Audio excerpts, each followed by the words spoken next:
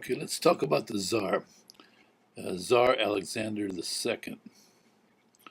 The story of Baha'u'llah's letter to the Tsar is very interesting and has a flair of a detective case.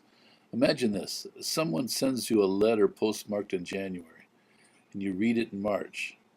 The letter mentions something that you secretly asked for in February, and that your request was answered. How is this possible? Well, this is similar to what happened to the Tsar. It's a very interesting story. Okay, a little bit of history. Alexander was born 1818, was assassinated in 1881. He emancipated the serfs by a proclamation of 1861 and ushered in an era of reform. The changes included an overhaul of justice and the courts, a tempering of censorship, autonomy for the universities, elected assemblies at the local and provincial levels, and universal military conscription. Alexander succeeded his father Nicholas I in 1855 during the dark days of the Crimean War. This war was one of many between Russia and Turkey, although it included France and England. Russia lost this one, but would win the next one against Turkey and begin the process that would change the whole course of Sunni Islam. Following several attempts on his life, beginning in 1866, he lived in fear and closed himself off to all except a few favorites. An assassin, a member of the People's Will Party, Narodniki, finally succeeded in killing Alexander the same day that he signed a manifesto that would have created a national consultative assembly. Remember, as these leaders fall, also the dynasties are falling. In this case, it would be the Romanov dynasty. It actually went back to 1613, more than 300 years. And of course, we know that the communists overtook Russia in 1917. Here's some excerpts from Baha'u'llah's letter. O Czar of Russia, incline thine ear unto the voice of God, the King, the Holy, and turn thou unto paradise, the spot wherein abideth he who, among the concourse on high, beareth the most excellent titles, and who, in the kingdom of creation, is called by the name of God, the Effulgent, the All-Glorious.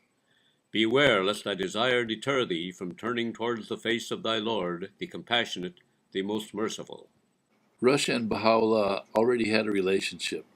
Russia borders Persia, and the first Baha'i temple was built in Russia, although it was later destroyed by the communists.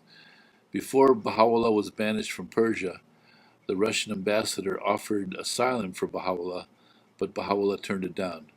In the letter, Baha'u'llah grants the Tsar a reward for having made the offer. Baha'u'llah says, Whilst I lay chained and fettered in the prison, one of thy ministers extended me his aid. Wherefore hath God ordained for thee a station which the knowledge of none can comprehend, except his knowledge. The granddaughter of Alexander II and was married to the grandson of Queen Victoria, and their daughter became Queen Marie of Romania. She met some Baha'is, accepted Baha'u'llah, and became the first Baha'i of royalty. Baha'is generally agree that this event was the station that Baha'u'llah ordained in his letter. Here's that part I talked about when the Tsar asked for something and God granted it. Baha'u'llah says, Baha'u'llah's letter was written in 1872 or 3, and the Tsar read the letter sometime during or after the war. The war started in 1876 and ended in 1878. This means that the Tsar asked for something during the war. The Tsar admitted that he had asked God to help win the war, and the war did go in his favor after he made his prayer. When the Tsar read this verse, he became so perplexed that he sent a Russian agent to Palestine to ask the Baha'is how Baha'u'llah could know such things.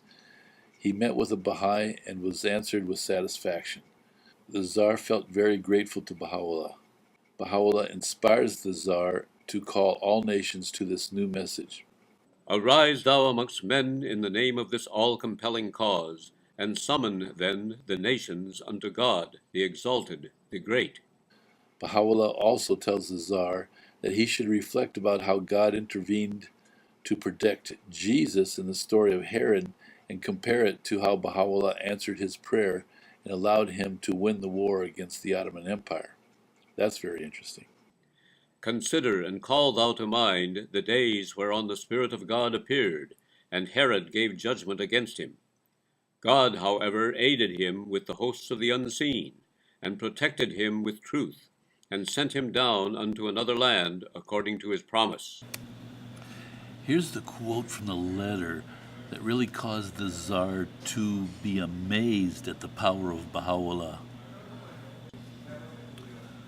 We verily heard the thing for which thou didst supplicate thy Lord, while secretly communing with him. Wherefore the breeze of my loving kindness wafted forth, and the sea of mercy surged, and we answered thee in truth. O Czar of Russia, by my life, couldst thou but know the things sent down by my pen, and discover the treasures of my cause, thou wouldst in thy love for my name lay down thy life in my path. Baha'u'llah expresses the greatness of his name, the importance of his revelation, and the promotion of his cause. Naught can be seen in me except God and his cause, could ye but perceive it. I am the one whom the tongue of Isaiah hath extolled, the one with whose name both the Torah and the Evangel were adorned. He verily hath borne witness unto me, as I bear witness unto him, and God testifieth to the truth of my words. Say, the books have been sent down for naught but my remembrance. Whosoever is receptive to their call shall perceive therefrom the sweet fragrances of my name and my praise. And he who hath unstopped the ear of his inmost heart shall hear from every word thereof, the true one is come. He indeed is the beloved of the worlds. Finally, Baha'u'llah warns the Czar about material possessions. Think ye that the things ye possess shall profit you? Soon others will possess them, and ye will return unto the dust, with none to help or succor you.